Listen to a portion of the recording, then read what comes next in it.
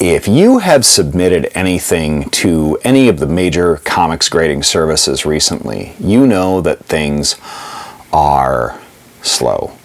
I don't mean that they aren't busy. They're very busy. I mean that they're slow in getting stuff back because they're so busy. Also, some of those grading services have been hit by natural disaster. We've all been hit by a pandemic. Everything is slow. Everything is slow, and I've been very patient. But I'm thrilled to say that I got some books back from CBCS. They've always been a great grading service. Their individualized service and speed and help in getting everything processed for me at every con that I've been to that I've submitted books has always been outstanding. And this is no exception. So I'm very excited to take a look the first time at some of the grades that I got back for the books that I went and submitted. Was it worth my grading? Well, all of these are gold labeled. They're all verified signatures. So I'm really excited to see what I got for what I got.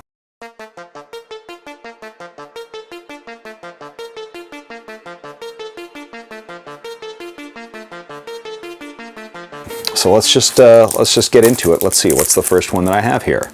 This was awesome. Okay, so this is 9.2. This is the first issue of the 2000 series Punisher. Garth Ennis, Tim Bradstreet, and Steve Dillon. I did get signatures from Jimmy Palmiotti, who is the inker on this, Garth Ennis, and Tim Bradstreet, who did the cover, if I recall correctly.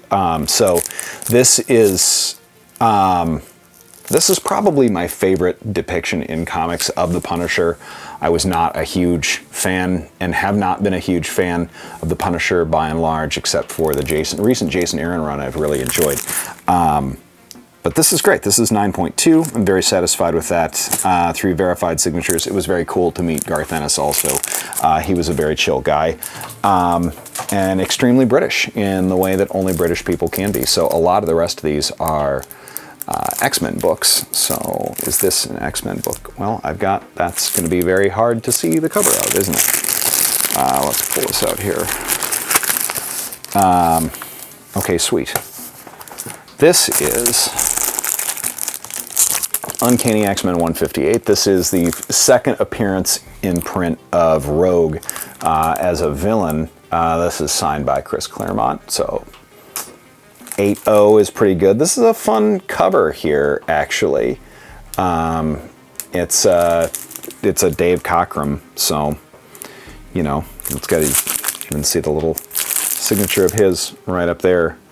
But man, the dynamic and the motion, this is even, what year was this?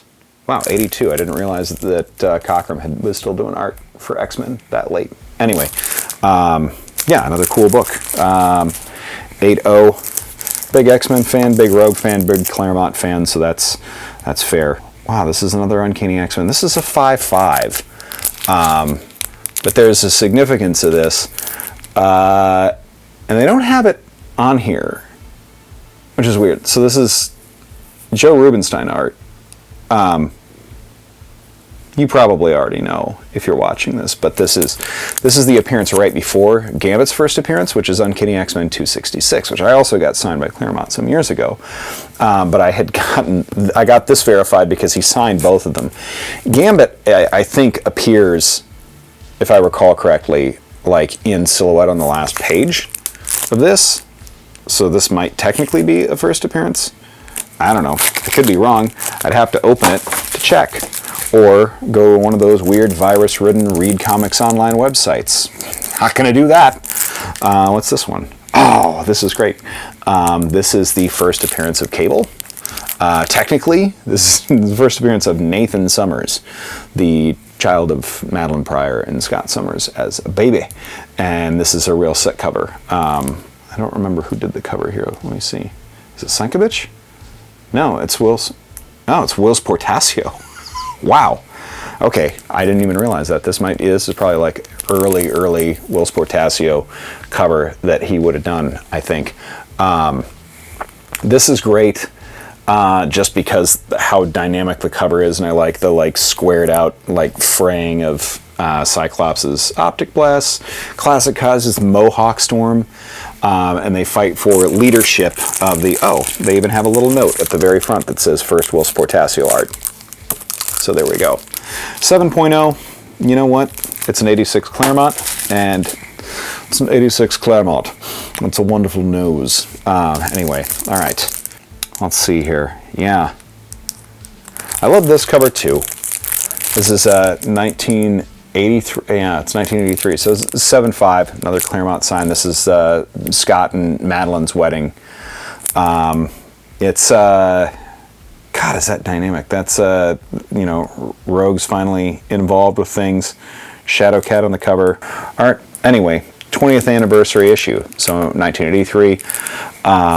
Weird that it's going to be 2023 and it'll be the 60th anniversary. So this is it's a cool issue to have. Appreciate that. One of these days I'm going to try and backfill a whole bunch of stuff. I actually know now what this next book is, and I'm jacked about it. Because one of my favorite working artists right now, Joelle Jones, like, nobody does what she does. Nobody does what she does with dynamic light and shadow, like really intense lines. And so I got, this is the first sketch cover that I've ever just been like, you know, here you go. Can you draw something? I was like, can you have Yara Flor doing something whimsical, like blowing a, you know, like a lock of hair out of her face or like a feather or something? And she was like, sure, I'll do that. And she works really fast, so you still got the blue pencils on there and all that, but it was all verified. It's a cool, well, and they encapsulated it as art, so it doesn't have a specific grade value to it. But yeah, I think I might start doing the sketch covers more often because that's kind of a special, you know, that's the only reason I grade these. I don't plan on selling them. It's just, you know, having something that's like, I had a good time at the old Comic-Con. This was a good time. So I got, years ago, I think like 2003, I saw Adam Kubert in Rosemont, Chicago, Illinois, and got his signature on this and what the next book is, because it's the last one. But Wolverine 179, it's where he gets his claws broken by Cyber. Larry Hama signed this one when he was in Des Moines in 2016. Man, Larry Hama is an interesting cat to meet. Very nice. Also sketching the entire time that I talked to him. Barely looked up, but super nice just the same. And grateful to be there. But this is a cool and super classic cover with the elongated Wolverine. Man, just a sick cover, and I got both of those guys verified on there. And that's the thing that I love about these, is that they're verifying signatures, because it's not hard to do. Especially if you're familiar with what their signatures look like. This one I'm happy with. 9.8 Wolverine 75 on 9.8 Wolverines. I bought this when it came out, and it's still 9.8. Baby. I did a pretty great job of keeping this in shape. So it's got the Fatal Attractions storyline. It's got the little hologram lens cover. I feel like I'm probably giving you, probably not able to see the Wolverine hologram card on there, but man, the 90s were something. But this was, this is sick. The back side of it also has the rest of the wraparound cover. But this, a 9.8, just if you're not familiar, is the highest grade you can technically get on a graded book. So I would say the lowest of these that I got out of them was what, let's just look at the invoice here. It doesn't have them on the invoice, so never mind.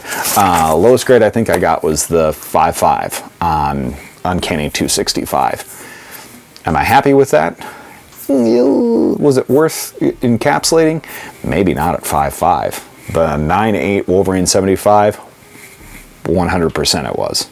100%. But them's the breaks. You never know until you submit them. Thanks everybody for watching. This has been the Doomcast. We'll see you next week.